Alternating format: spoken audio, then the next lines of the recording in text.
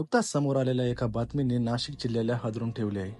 Share बाजारातील नुकसानामुळे नाशिक जिल्ह्यातील एका तरुणाने केली आत्महत्या. तर जाणून घेऊ सविस्तर माहिती. आणि आपल्या चॅनलवर नवीन असाल तर लवकरात लवकर सबस्क्राईब करून टाका आणि बेल आयकॉनवर क्लिक करा. तर जाणून घेऊ सविस्तर माहिती. मूळचा चांदवड तालुक्यातील विटाई येथील व सध्या नाशिकच्या खुटवड नगर परिसरात राहत होता.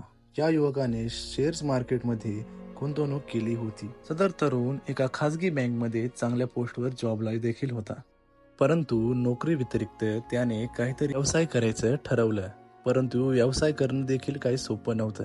म्हणून त्याने व्यवसाय करायच्या ऐवजी शेअर मार्केटमध्ये चांगली गुंतवणूक करून थोडाफार रिटर्न बनावं असं ठरवलं. हळूहळू तो मिळणारा सारा पगार आणि असलेली पूर्ण सेव्हिंग्स शेअर मार्केटमध्ये इन्व्हेस्ट करू लागला आणि यातून त्याला चांगल्या प्रकारे मुनाफा देखील मिळायला लागला. यातून तो अजून आनंदी झाला आणि मिळणारी सगळी सॅलरी आणि सेव्हिंग्स, घरचे पैसे सर्व काही तो शेअर मार्केटमध्ये इन्व्हेस्ट करायला लागला. हळूहळू ही रक्कम वाढत वाढत गेली. त्यालाही मुनाफा होत होता, परंतु त्याला शेअर मार्केटमधील चढ उतारांबद्दल माहीत नसेल. म्हणूनच हजारापासून सुरू केलेली गुंतवणूक ही हळूहळू लाखापर्यंत पोहोचली आणि याचा आकडा थेट 15 लाखापर्यंत गेला आणि हळूहळू भारतीय बाजार कोसळायला लागली. परंतु ज्याप्रमाणे भारतीय बाजार कोसळत होते त्याचप्रमाणे सदर तरुणाने इन्व्हेस्ट केलेले पैसे देखील कमी होत होते. भारतीय शेअर बाजाराने यापूर्वी सप्टेंबर 1994 ते एप्रिल 1995 दरम्यान सलग 8 महिने चाललेली आणि इतिहासातील सर्वात मोठी म्हणजे 31.4% घसरण अनुभवली आहे.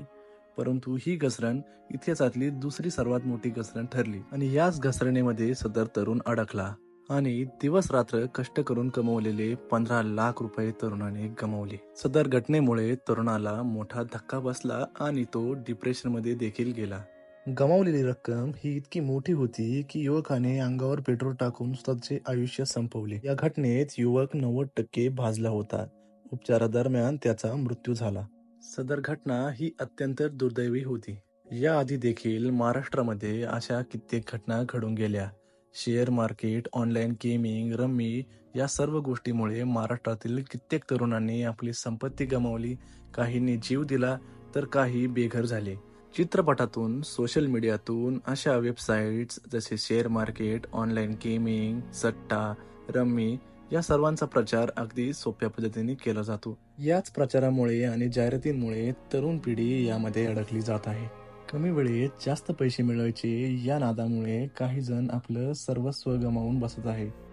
त्यामुळेच आर्थिक व्यवहार करताना सर्व बाबींचे परीक्षण केले पाहिजे आणि विशेष काळजी घेतली पाहिजे, ज्यामुळेच आपले भविष्यात मोठे नुकसान होणार नाही.